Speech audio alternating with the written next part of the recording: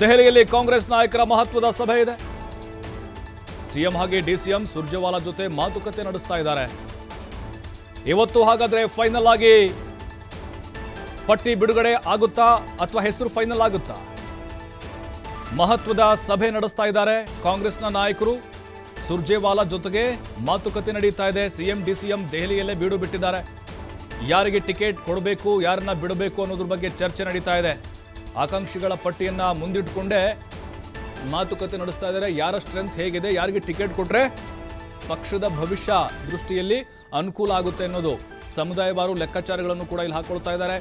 7 ಮಂದಿ ಅಭ್ಯರ್ಥಿಗಳ ಆಯ್ಕೆಗೆ ನಿರ್ಧಾರ ತೆಗೆದುಕೊಳ್ಳೋ ಸಾಧ್ಯತೆಗಳಿದೆ. ಯಾಕಂದ್ರೆ ಕಾಂಗ್ರೆಸ್ಗೆ ಸಿಗುವಂಥದ್ದು 7 ಸ್ಥಾನಗಳು, ಒಟ್ಟು 13 ಸ್ಥಾನಗಳಿಗೆ ನಡೆಯುವಂಥ ಚುನಾವಣೆ ಇದು. 11 ಸ್ಥಾನಗಳಿಗೆ 11 ಸ್ಥಾನಗಳಿಗೆ 13ನೇ ತಾರೀಕು ನಡೆಯುವಂಥ ಚುನಾವಣೆ. ಇಲ್ಲಿ ಶಾಸಕರು ಮತವನ್ನು ಚಲಾಯಿಸುವಂಥ ಹಕ್ಕನ್ನು ಹೊಂದಿರ್ತಾರೆ. ಈ ಚುನಾವಣೆಯಲ್ಲಿ ಯಾರಿಗೆಲ್ಲ ಇಲ್ಲಿ ಅವಕಾಶವನ್ನು ಕೊಡಬೇಕು ಅನ್ನೋದ್ರ ಬಗ್ಗೆ ಚರ್ಚೆ ಆಗಿ ಗಂಭೀರವಾಗಿ ನಡೀತಾರೆ. ಯಾಕಂದರೆ ಆಕಾಂಕ್ಷಿಗಳು ಹೇಗಿದ್ದಾರೆ ಅಂತ ಹೇಳಿದ್ರೆ 50ಕ್ಕಿಂತ ಹೆಚ್ಚಿದ್ದಾರೆ ಕಾಂಗ್ರೆಸ್ನಲ್ಲಿ. ನಮಗೂ ಕೊಡಿ, ಹೊಸಬ್ರಿಗೆ ಅವಕಾಶ ಕೊಡಿ, ಹಳುಬರನ್ನ ಬಿಟ್ಬಿಡಿ ಅಂತೇಳಿ ನಾವು ಸಂಘಟನೆ ಮಾಡಿದ್ದೇವೆ, ಹೋರಾಡಿದ್ದೇವೆ, ಪಕ್ಷವನ್ನು ಡಿಫೆಂಡ್ ಮಾಡ್ಕೊಳ್ತಾ ಇದ್ದೇವೆ ಅಂತೇಳಿ ರಾಹುಲ್ ಗಾಂಧಿ ಅವರು ಕೂಡ ಅದನ್ನು ಹೇಳಿದ್ದು.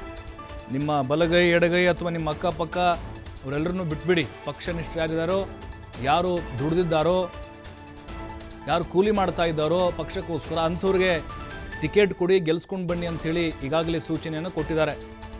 ಹಾಗಾಗಿ ಇಲ್ಲಿ ಕಾಂಗ್ರೆಸ್ ನಾಯಕರು ಕೆಲವೊಂದಿಷ್ಟು ಸವಾಲುಗಳನ್ನು ಎದುರಿಸಲೇಬೇಕಾಗಿದೆ. ಈಗ ಸರ್ಕಾರದ ಮೇಲೆ ಯಾವುದೇ ರೀತಿ ಪರಿಣಾಮ ಬೀರದೇ ಇದ್ದರೂ ಕೂಡ ಪಕ್ಷದ ದೃಷ್ಟಿಯಿಂದ ಅಳೆದು ತೂಗಿ ಇಲ್ಲಿ ಆಯ್ಕೆಯನ್ನು ಮಾಡಬೇಕಾಗತ್ತೆ.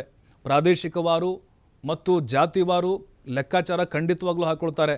ಈಗ ಒಕ್ಕಲಿಗರಿಗೆ 2, OBCಗೆ 2, ಅಲ್ಪಸಂಖ್ಯಾತರಿಗೊಂದು, ಲಿಂಗಾಯತರಿಗೊಂದು, ಈ ರೀತಿಯಾಗಿ ಚರ್ಚೆಯನ್ನು ಮಾಡಿದ್ದಾರೆ. ಅಂದರೆ ಇಲ್ಲಿ ರಾಜ್ಯ ನಾಯಕರು ಈಗ ಹೈಕಮಾಂಡ್ ಮುಂದೆನೂ ಕೂಡ ಅದೇ ವರದಿಯನ್ನು ಮಂಡಿಸ್ತಾ ಇದ್ದಾರೆ.